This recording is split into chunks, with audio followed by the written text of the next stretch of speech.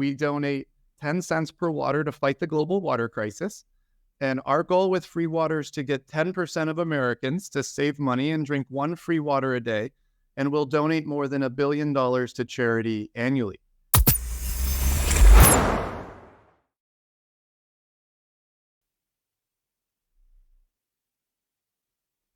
Welcome to Impact Investing TV show. We show you solutions to global environmental and social challenges to inspire you for actions towards the SDGs.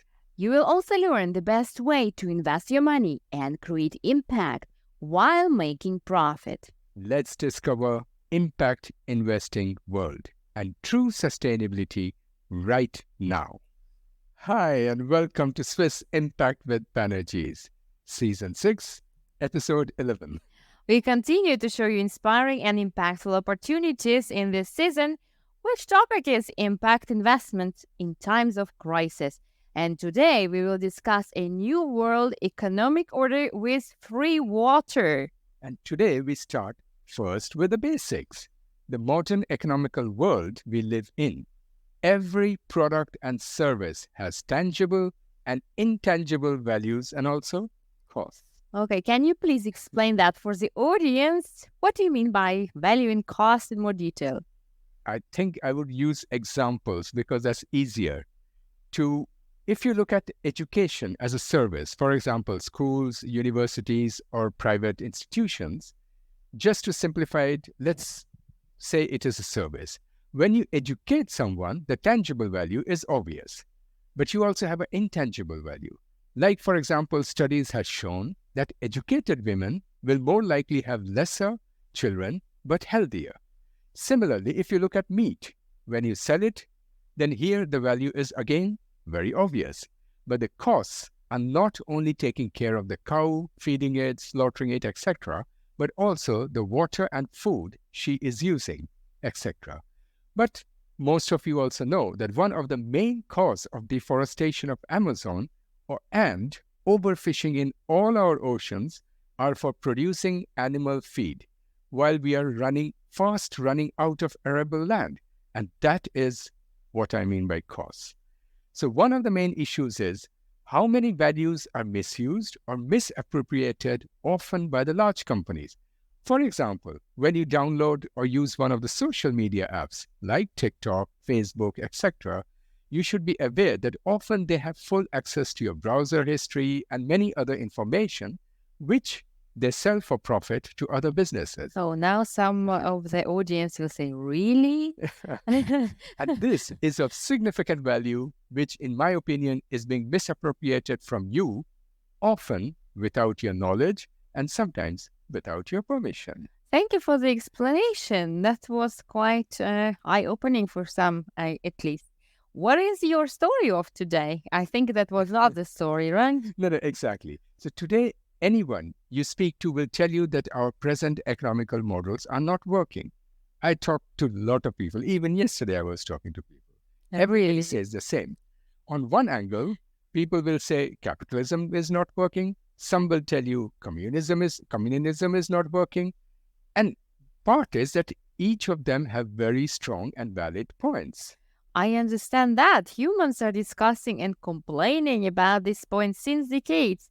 And indeed, many of us are aware of new ways of thinking like conscious capitalism, moral capitalism, etc. But none of them seem to be catching the interest of the masses. Yeah, and maybe because it does not touch their day-to-day life or their personal portemonnaies. So I think that to make an alternative economical model acceptable for the public, it must touch their day-to-day life and not remain only on theory and academical, but really come down to people. So what do you think? Well, I think I have no choice but fully agree. And exactly to prove that, I'd like to invite now our guest of today, Mr. Josh Cliffords. Hey, Josh, hi, here you are. Where are you right now, Josh? Austin, Texas. Far away from us. Yeah, it's great to have you with us today, and thank you for joining. Before we start asking you a lot of questions, Josh, I'd like to quickly introduce you to our audience. So Josh is a founder of FreeWater Enterprises, and he is, I would say, a precious entrepreneur. And you started your first venture at the age of 10, making lemonade from the lemon tree in your family's front yard. And one day, out of childish curiosity, I love that, you decided to give away your drinks for free to see how many customers you would attract in this way.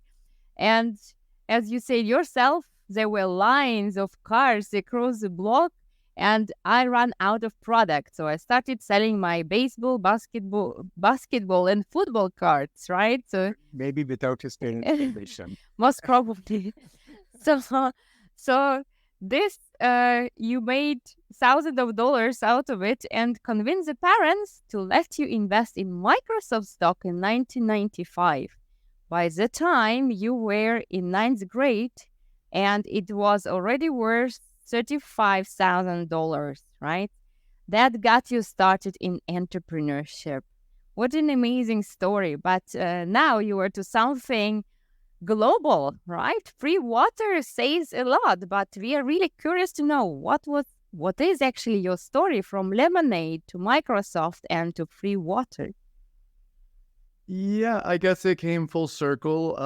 That was my first free endeavor. I had many other normal jobs between then and now where I sold stuff for traditional prices.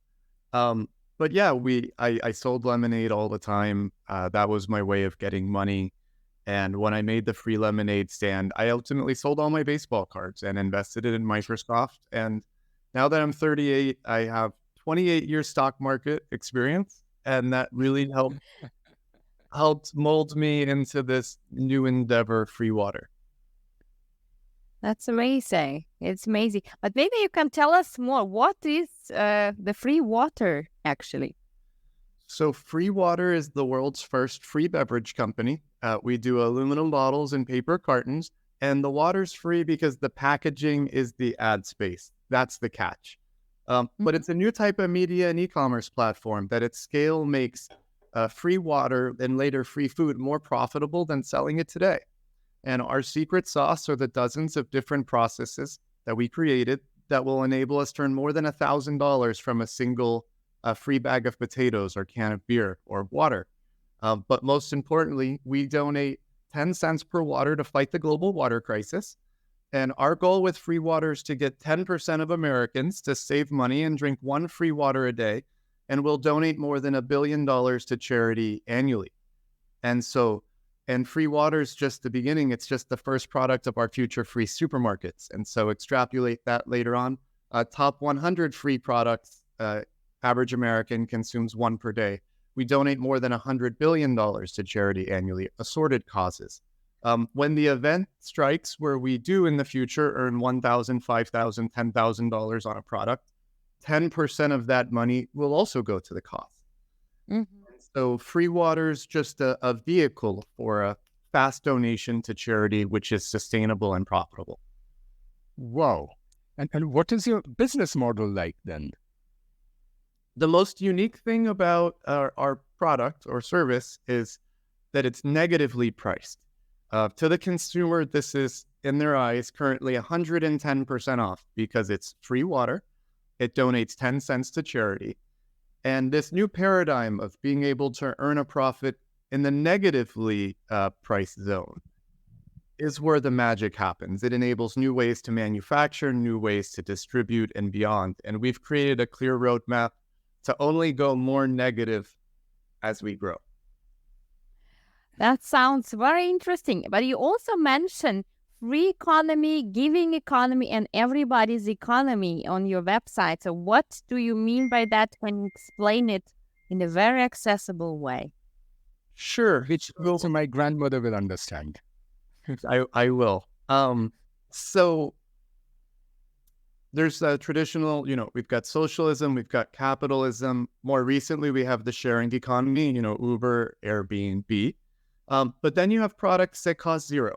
And so some people categorize Facebook and Google as a sharing economy model. We actually say that it's a free economy. So if you had a number line, -10, +10, 0, free economy means it costs 0. Now, technically, Google and Facebook are negatively priced because it's a zero-cost product and they donate less than a percentage of their revenue and profits to charity. But to the consumer's perspective, it's 0. It doesn't go beyond that. And so the only way to make something negatively priced is to either directly compensate the consumer after the product or service is free, or compensate charity. And so we call that the giving economy. That's where FreeWater lies. So there's been other free or negatively priced models and software, such as Ecosia. It's a German search engine. It's free, and they give roughly 70 or 80% of their revenue to planting trees, so -170. We brought that to the physical world. Now, today, our products are ad-supported, but we've also created a half dozen different ways to do this in the future with no ads.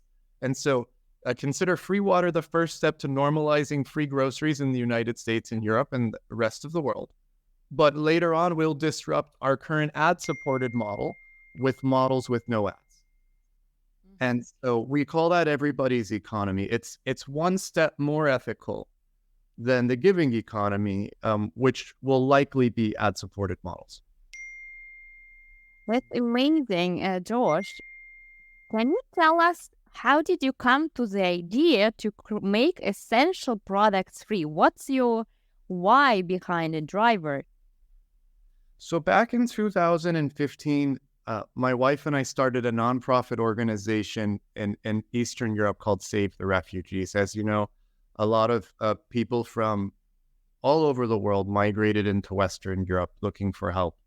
And we helped thousands of people in roughly 18 months. And the eye-opening thing was that roughly 25% of them had expressed that they had left their country because they didn't have water or food. Most of this was water, but if you don't have access to water, you don't have access to food.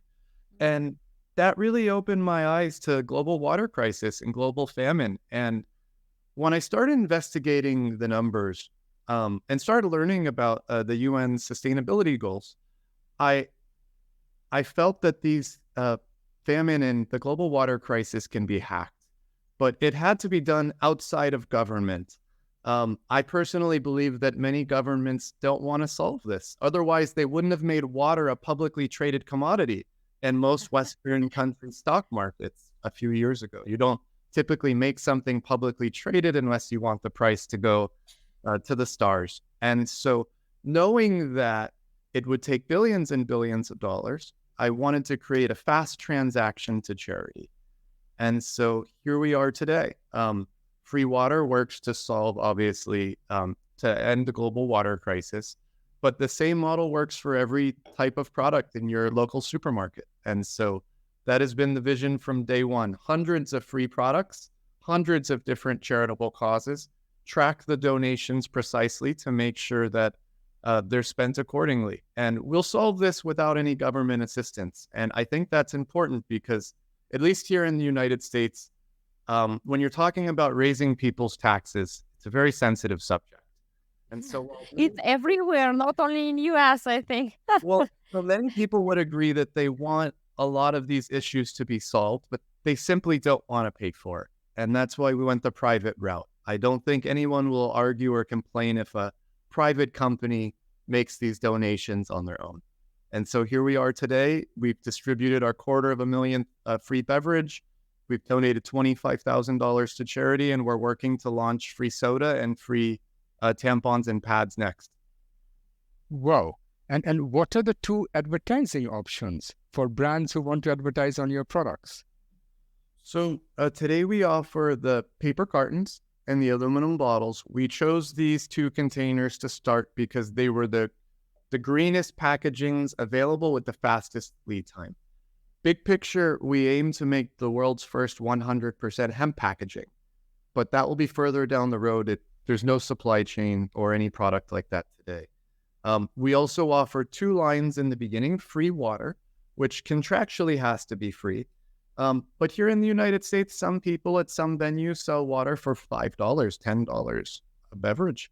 And so they unfortunately wouldn't want to be a free water customer. So we also have billboard water.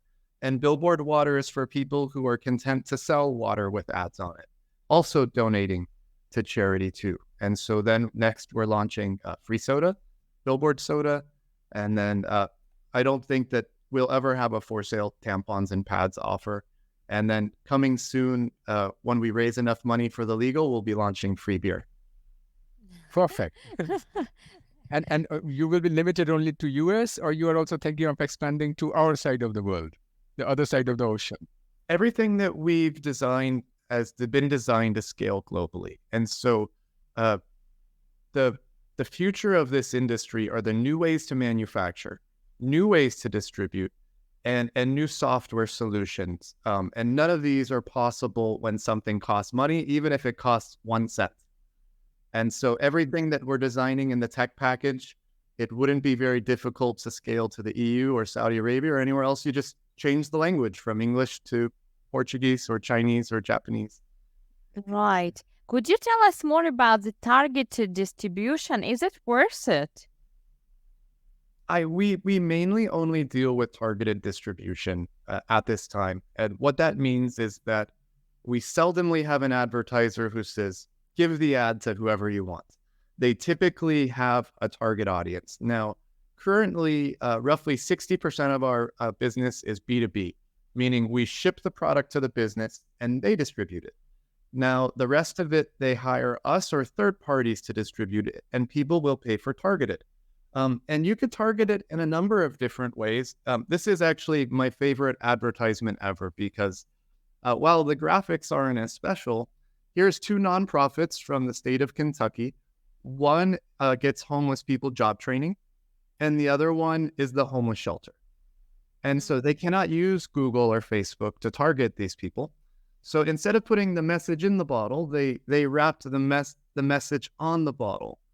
And they're putting the vital information into people's hands. So half of our future business isn't traditional advertising, it's nonprofit, government, different types of initiatives. And so that will always be hyper-targeted. And the same thing with the traditional advertisements. And so, for example, we'll have someone that says, I have to have university students. And so we'll say, look, we'll have to charge you an extra 10 or 15 cents. They say, no problem. And we pay the 10 or 15 cents to the university students. They handle the distribution. It's a win-win. The students get to distribute a free product that donates to charity. They earn a really decent wage for doing so. The advertiser gets their targeted distribution. We make our cut, and everybody's happy. Perfect. And have you been studying or measuring what has been the impact on the companies who are advertising on your bottles or on your products? Yes, of course. So with all advertising mediums, the most important thing to remember, whether it's our product, Facebook ads, TV commercials, is an amazing offer.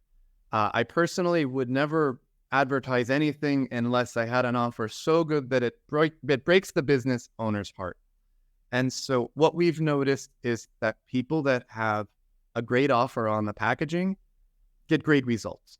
If they don't have a great offer on the packaging, they unfortunately don't get the greatest results. This also can go one step further. You could have the best offer on the packaging in the world, but if you have a very poor website and very poor social media and very poor internet presence, you simply don't get the results that you would. And so what we found that works best is an amazing offer and a company that already has a beautiful website. They post on social media daily, and we tie everything together with like a beautiful campaign. That sounds great. And Josh, which sectors you are usually working with? I mean, if a tobacco or alcohol company would come to and say, hey, advertise us, would you do that? So to date, we've had a number of different sectors from banks to movie studios to restaurants to clothing companies for both men and women, electronics, 3D printers. You name it, we've printed just an electric vehicle. I mean, we've printed just about anything on the packaging to date. Now, the issue that we face here is that our goal is to end global famine. And so we don't want to cut ourselves off on potential advertisers because it donates money to charity. But we do not want to promote any sort of hate or anything else either. And so we have to obviously advertise within the limits of the law. And the laws on advertising are different from state to state in the United States, definitely different than the European Union or Switzerland. And so we just want to stay within the legal boundaries of each of those parameters. Now, the issue here that we face is my wife has told me if I let her least favorite politician advertise, she might consider divorce. But I was just going to ask that question, that if I want to be a president of America, FreeWater would be ideal place to put my name on. 100%. And we already have politicians inquiring and starting to advertise, but we're taking a different approach with politicians. We're only allowing vote for me ads. So if you dissect the political advertisement spend in the United States, unfortunately, 50% of the ad spend is to lie and slander and say why you should not vote for them. Yeah, the negative advertising. We're eliminating those. So if you wanted to run for president, Ben, you could only say why you're going to be a great candidate, not why the other person is going to be a poor candidate. And we also need to limit any type of advertisement to make sure that it's not harmful or hurtful. But the issue that we face is that being in America, especially a melting pot that it is, it's actually very difficult to make everybody happy. So here's an interesting example. Here's 6 advertisers for South by Southwest, a major festival here in Austin, Texas. And this is an LGBTQ cookie company. And they make really good cookies. So we gave this a case of these waters to someone who wanted to get involved with the project. And they said, what is your stance on hate speech? And we said, we do not allow hate speech on the packaging. They said, well, this is hate speech to me because I am a diehard Christian and I don't believe that this is moral. Now, that was the tricky thing in that it's very difficult state by state, country by country. So we have to take our own stance as a private company too. You won't be able to make everybody happy with any ad, but we do want to limit hate speech, and we're actually, instead of being neutral like Switzerland, which was the original thought, we're slightly tipping the scale to make sure that women have rights, because we recently had an advertisement for a women's clinic, and some people are upset because they don't think that this women's clinic should be able to advertise. I disagree. Women's clinic. Well, one of the 100 services they offer is the right to. Who would not be allowed there? So people are upset that we allowed this ad. However, I believe that women have the right to any health practices and services that they want. And so instead of the initial thought was to be neutral like Switzerland and allow equal on both sides as long as there's no hate speech, we're in talks to slightly tipping the scale to make sure that all genders have equal rights on our platform. And so long answer, short question. It's a little complicated, but we're working our absolute hardest to make sure this is ethical as possible. That's great, Joe. Thanks a lot for sharing this insight. About materials now. So what is it made out of? Aluminium, paper, carton bottles? Is it environmentally friendly, or can you share a bit more on that perspective? Yes. So these are aluminum bottles, on average 90% aluminum. Whether you drink out of a beer can or a capped aluminum bottle, here in the United States, you put it in the recycle bin, and 6 weeks later, someone's already drinking out of it in another beverage. These are 92% paper, unfortunately still 8% plastic, but we also have a 100% bio option. The bio option costs 30% more. No advertiser has taken us up on that to date. Now, the issue here is that these are round. And so while these are fully recyclable and infinitely recyclable, they take up more trucking space. These are actually shipped flat. And so Yeah, yeah, yeah, of course. more. Yeah. They both have their pros and cons. And you cannot print everything on a round circle. What we've realized is that vehicles, if they're too long, do not print very well on a round container. So if you had a nice Porsche or Lamborghini, you would want to print it right here because it's more magazine quality. But again, big picture, we aim to make this out of 100% hemp. But unfortunately, none of that supply chain exists anywhere in the world today. And regarding the water, somebody once told me that our grandparents, they used to drink from the river. Our parents used to drink from the tap. We are drinking from bottles, and God knows where our kids are going to be drinking from. So how do you provide or promote your audience to be more proactive on water conservation? It's very difficult in this day and age, just because, as you know, manufacturing anything from textiles to your laptop that I'm doing this show on, it utilizes a bunch of water. And so today we offer spring water in our packaging. But I believe in a future with no shipping on certain products. For example, Fiji, one of the most destructive bottled water brands in the world, they ship it all the way across the world to get here. Evian.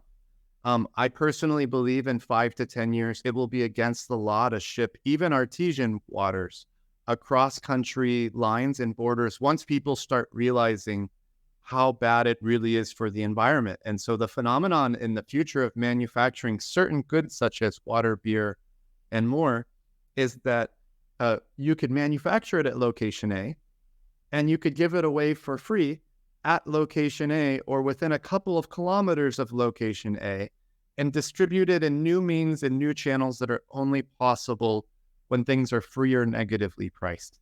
And so the biggest part of water conservation in the future, in our opinion, is to manufacture all goods in these new ways, which completely reduces the supply chain by roughly 90%. Free water in itself, we're disrupting two very destructive businesses in the United States.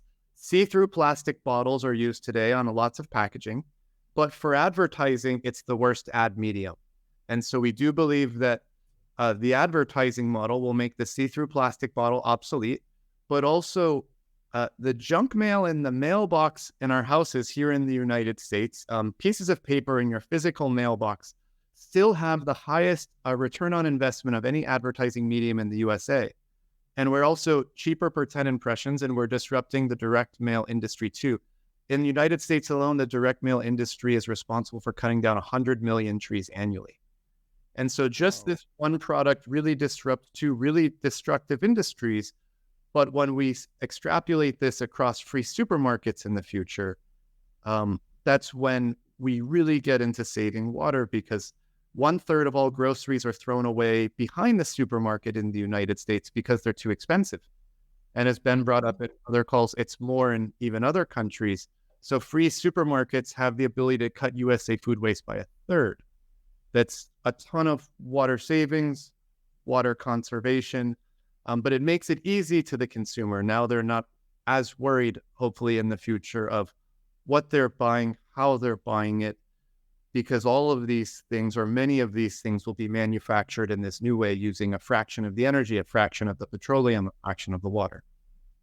And what I was a bit afraid of is that wouldn't giving away water for free make people lose awareness about its actual value? We don't believe so, because right now in the United States, we are the second biggest bottled water drinkers in the world. The first is Australia. We're right behind them. But bottled water currently has the highest markup of any product in America. If you spend $1 on a bottle of water, you spend 2,000 times the price Nestle paid. That's the equivalent of spending 5,000 euros on a slice of pizza. And people are not respecting it today, even though they're purchasing it at a multiple unlike any product out there. And again, with food waste, 1/3 of all of these things are thrown away. And so the issue here is that what you don't see when you buy, at least here in the United States, when you buy an apple, for example, or a tomato, is that that tomato was picked green, or that banana, a very long time ago to get into storage. And so when something costs money, it sits in a warehouse and it waits for that moment when someone goes in the supermarket, the shelf is empty, and someone brings it over.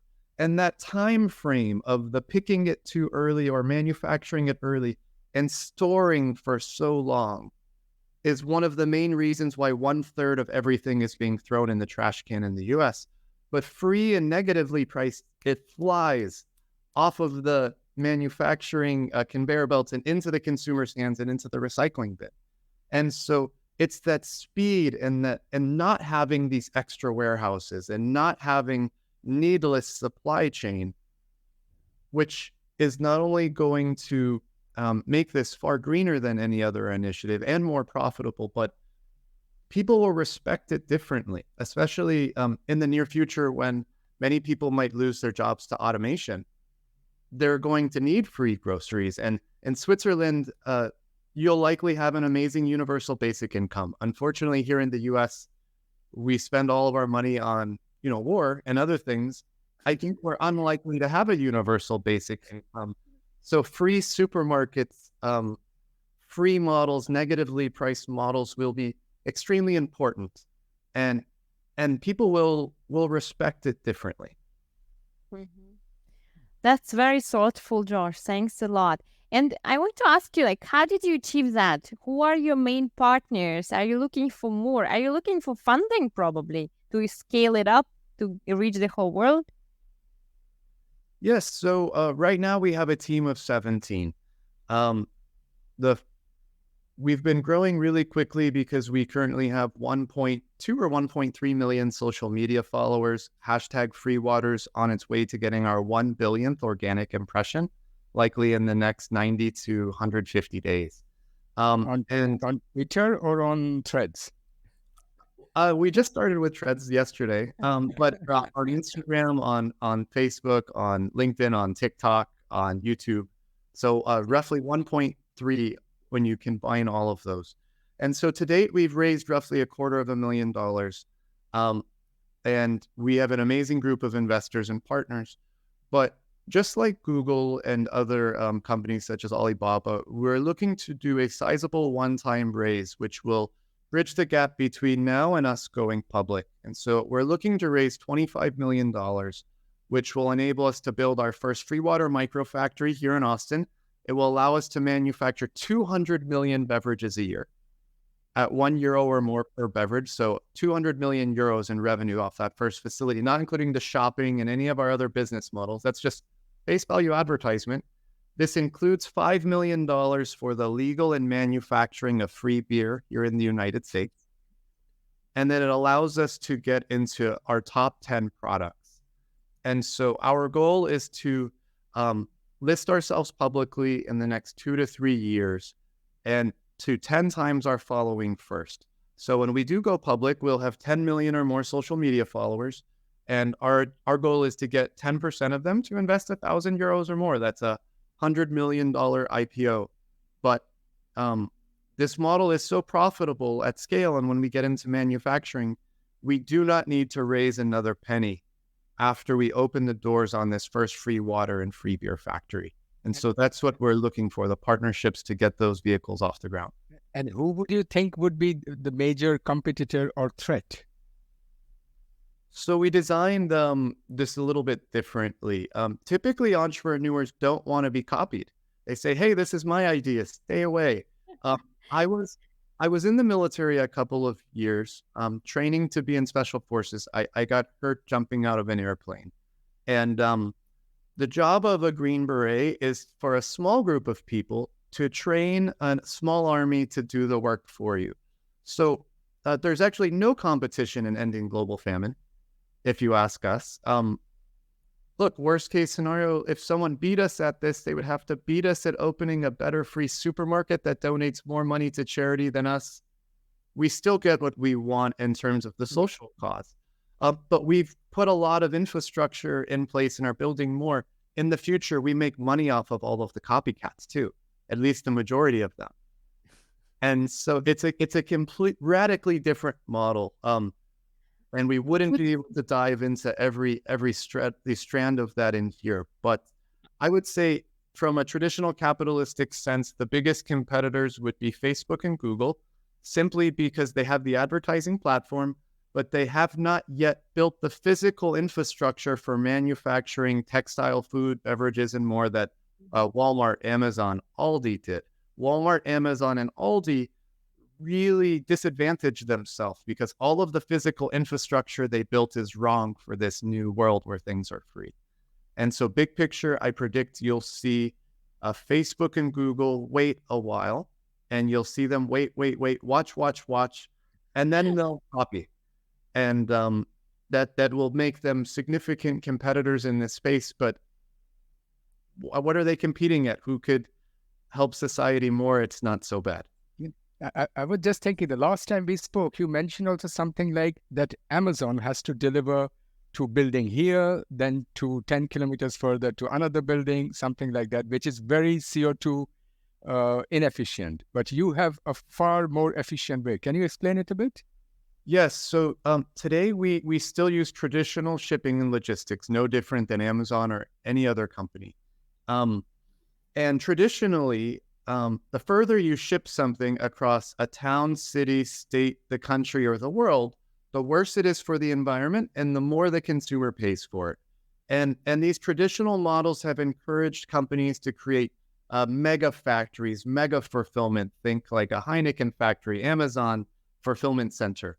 And the Amazon driver, they'll deliver a package at my home and they'll drive 10 kilometers away and that home over there. And that business, another X kilometers away.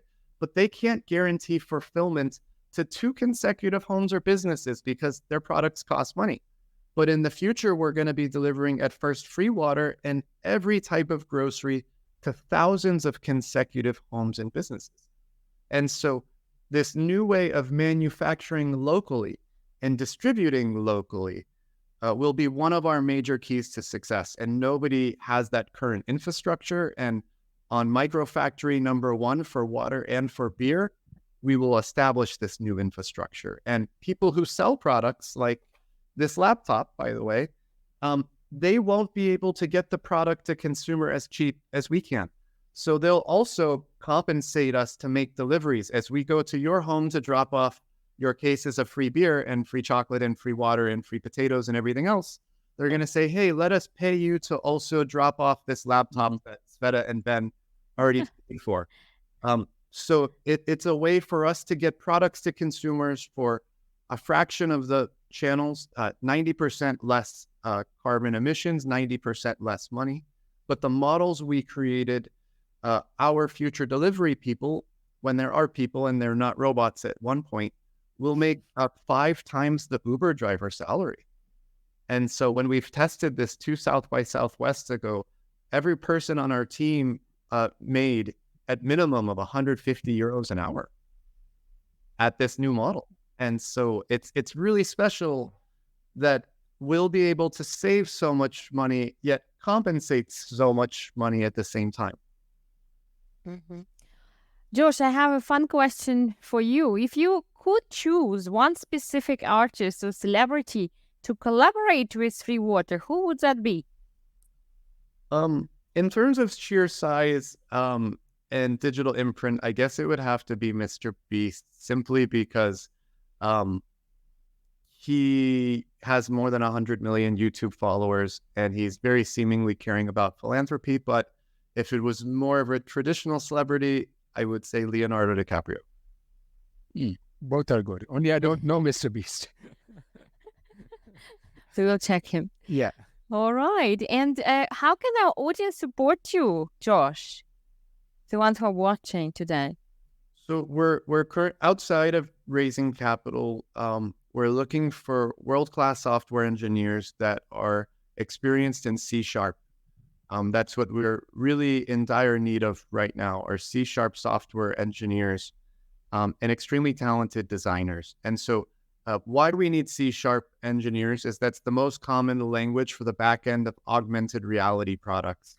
And in the future, when you get all of your groceries delivered to your house for free, every advertisement's going to be individualized just for your household, not just the physical print, but the entertainment and the internet connection and the augmented reality. And so we already allow advertisers to advertise with augmented reality beyond the packaging as well. But this will come standard in all ads. And so the tricky thing with augmented reality today is it's really difficult for someone who's not a technologist to apply it. We're just starting a new back end for our advertising platform that even my late grandmother could easily drag and drop her augmented reality experience on any packaging. And so we're in dire need of extremely talented C# developers at this time. Wow, it looks like we looked also into the future. Thank you for this excursus. I'm waiting for it because I was thinking that if I get a bottle of water from you, it will have Superman and Thor all on it. It definitely could. Right now, we're manufacturing an order for NBC Universal. No superheroes on it at this time, but all of their biggest TV shows: America's Got Talent, Ninja Warrior, the Hot Wheels cartoon. And so I think it's just a matter of time before we have your favorite superheroes on the packaging too. Oh, perfect. Okay, I'm waiting. Josh, last question as the time is running out. Can you please share your call to action for our global audience, a big message that you have? Yeah, I think everybody who's involved in listening to this show, we all believe that the status quo is not doing things correctly, that traditional capitalism isn't working, that there's too much waste, there's too much destruction, and we need to hurry. And so we spent many years developing these models to ensure that the most eco-friendly and socially conscious model is now the most profitable. Typically, socially conscious goods and services cost more, have shorter profit margins. This is the exact opposite. And so if you believe that things like water, food, medicine should not only be free, but also donate to charity, eco-friendly and profitable, we would love to hear from you, and we'd love to get you involved in this movement. Thank you, Josh. That was amazing. Thank you for joining us today. And we are waiting for FreeWater to come to Europe. No. Free beer. Hopefully in your country and in Western European countries, our first product will be free beer and free chocolate, simply because bottled water is so cheap in Western Europe compared to the US. Most Europeans have expressed, bring me free beer immediately. So that will likely be the first product. And Then I go to US. I prefer water. But also the whole psychology behind this: charity, philanthropy, business, economics, everything, plus the environmental impact. I think my country would be, Holland, would be one of the best places to start with, to put the first step in. 100%. And I invented all of these concepts initially while living in Eastern Europe. So the great thing about many European cultures is there's a lot of pedestrians. And so I've created one set of models for pedestrian cultures, such as downtown Amsterdam. And then we also have different models for places like America, where it's suburbs and spread out. Yeah. And so we would love to start business as soon as humanly possible in Western Europe, especially places like Holland. Thank you. Great. Thank you, Josh. Good luck. And we keep in touch with you. Thank you for having me. It's been a pleasure. Thank you. Bye. For now. Dear viewers, with this new economic order with FreeWater, we'd like to finish the 11th and the last episode of season 6. But don't worry, the next season is already around the corner. The next week, we start with season 7. And thank you so much, our dear audience, for your amazing support as usual. And yeah, we are looking forward to see you and you to see us. And from me too, thank you so very much for it. And we invite all impactful businesses who are seeking support, like branding, investment, or any other support to our TV show. Please connect with us or contact us at apply@iasolutions.ch. Bye for now. Hey, we hope you enjoyed this episode of Impact Investing TV Show. Make sure you subscribe to our channel not to miss any future episodes. Leave us some feedback and get in touch with us if you want to be our next TV show guest. And find us on TikTok, Facebook, LinkedIn, YouTube, Spotify, podcasts, and any of your favorite social media places. And join the awesome Impact community. We look forward to sharing the next episode with you. And remember, it's not hard to act. Just give your heart to impact.